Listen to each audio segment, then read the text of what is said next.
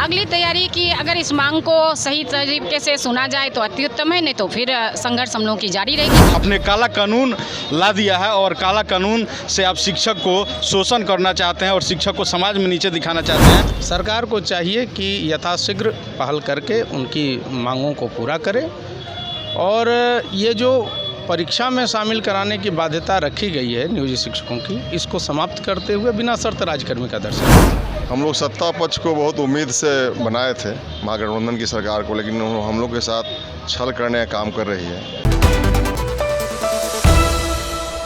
नमस्कार, आप देखना शुरू कर चुके हैं इनसाइड प्रेस।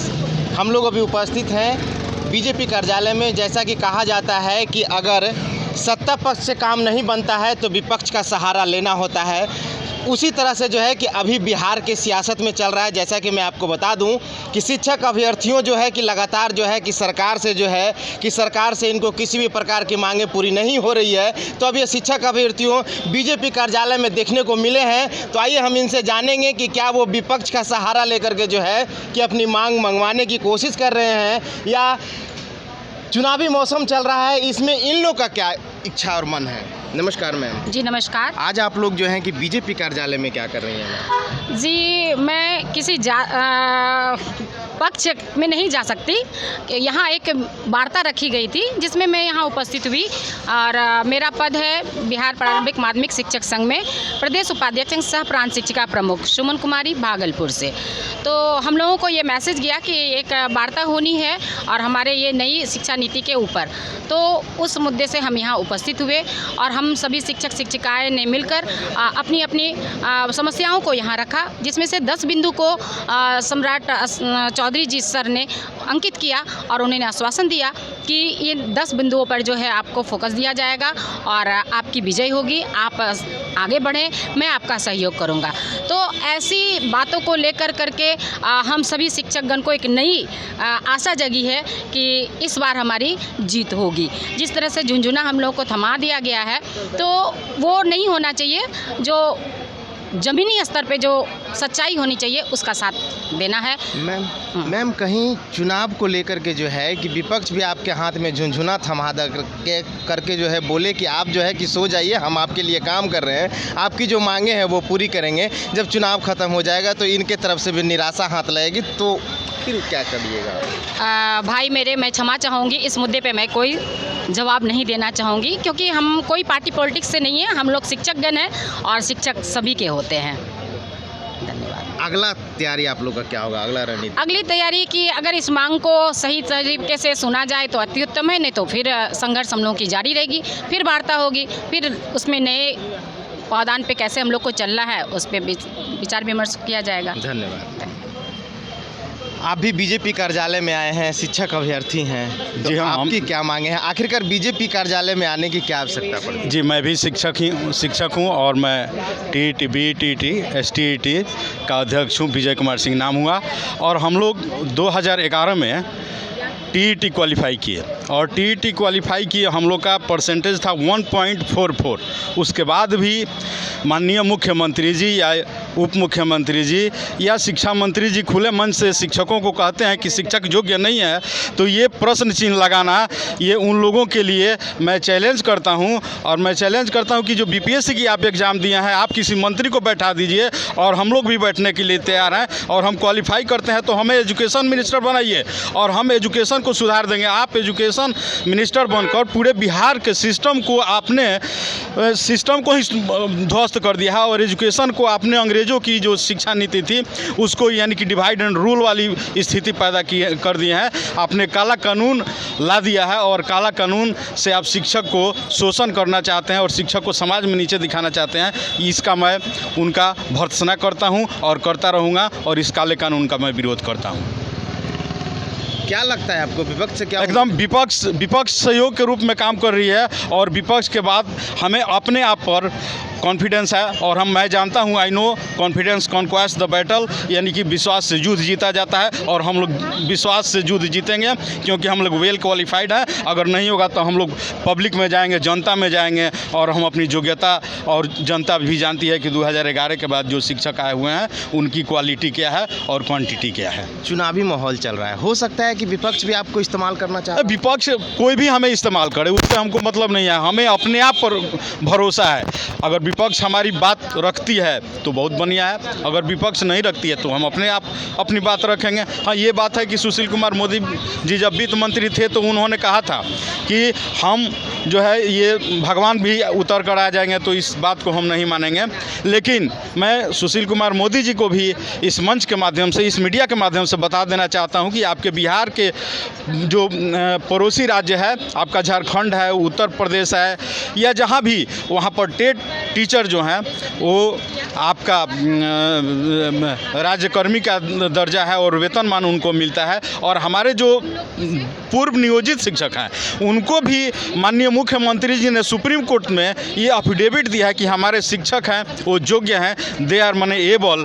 और जब आप योग्य हैं तो फिर एक तरफ योग्य कहते हैं, एक तरफ अयोग्य कहते हैं। इसलिए हम लोग को पूर्ण विश्वास है कि सरकार झुकेगी, यानी कि उसको झुकना होगा। हमें किसी पार्टी और किसी हमारा विपक्ष साथ दे, सत्ता के लोग भी तो कह रहे हैं, बीजेपी आपका नीतीश कुमार जी के साथ डॉक्टर संजीव कुमार सिंह हैं, एमएलसी आपका वीरेंद्र नारायण यादव जी हैं, वो लोग भी खुल कर आ रहे हैं और कह रहे हैं कि मैं इसका विरोध करता हूं। तो ये केवल विपक्ष ही नहीं कह रही है, सत्ता पक्ष के भी जो नेतागण हैं वो भी कह रहे हैं कि यानी कि क्या है, यह नियमावली गलत है। क्या है, आज आप लोग बीजेपी कार्यालय में दिखे? बीजेपी कार्यालय में दिखने का एक ही कारण है सर, बीजेपी के द्वारा हम लोगों को आमंत्रित किया गया था, भिन्न भिन्न संगठनों को। उस संगठन में हम भी हैं शामिल सर, और उसी में आए थे। इन्होंने फीडबैक लिया कि आखिर शिक्षकों के साथ क्या समस्याएं हैं। उस समस्या पर विस्तृत चर्चा हुई। उस चर्चा में क्या हुआ है कि अभी सरकार जो कर रही है वो छलावे का काम कर रही है, छलावे का काम कर रही है। शिक्षक समाज में हाशिए पे जा रहे हैं। ये मुद्दा बीपीएससी परीक्षा लेने की नहीं है, ये मुद्दा है समाज में हाशिए पे शिक्षकों को लाने का।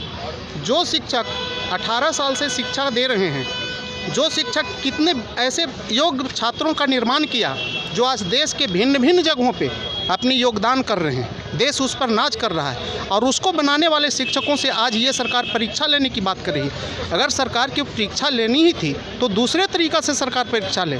सरकार को परीक्षा लेने का विभागीय परीक्षा सरकार लेती, पहले भी परीक्षा होती थी। और इस सरकार में सबसे ज़्यादा अपने रीजन में नियमावली बनाया है तो शिक्षकों के लिए। ये सरकार कहती है कि शिक्षक गलत हैं। बता दें, एक भी शिक्षक भ्रष्टाचार में कभी पाया गया है? एक भी शिक्षक के ऊपर ईडी सीबीआई का कभी भी जांच हुआ है? एक भी शिक्षक चोरी किया है? जो समाज में चोरी नहीं करता है उसको ये सरकार ने चोरी करने के लिए सिखा रहा है। जो समाज में कोई नहीं किया है वो शिक्षकों को यहाँ बताया जा रहा है।